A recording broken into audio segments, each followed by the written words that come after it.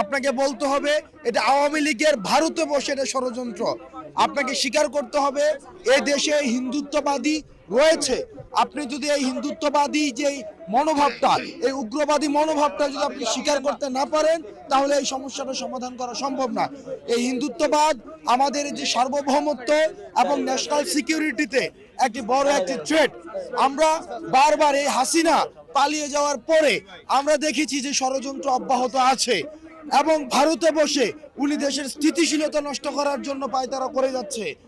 এই কারণে এই যে ঘটনাগুলো ঘটছে, গতকাল সাইফুল ভাইকে নৃশংসভাবে যেভাবে হত্যা করা হয়েছে, সেটি হচ্ছে হিন্দুত্ববাদী উগ্রবাদিতার যে প্রকাশ, এই উগ্রবাদিতার বহিঃপ্রকাশ ঘটেছে। সেজন্য সাইফুল ভাইকে যারা এই যে এভাবে হত্যা করেছে তাদের বিচার করতে হবে। ইসকনকে এই উগ্রবাদিতা ছড়ানোর জন্য নিষিদ্ধ করতে হবে।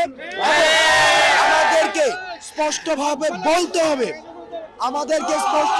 বলতে হবে এই দেশে ভারতীয় হিন্দুত্ববাদিতা রয়েছে, হিন্দুত্ববাদিতার আগ্রাসন রয়েছে।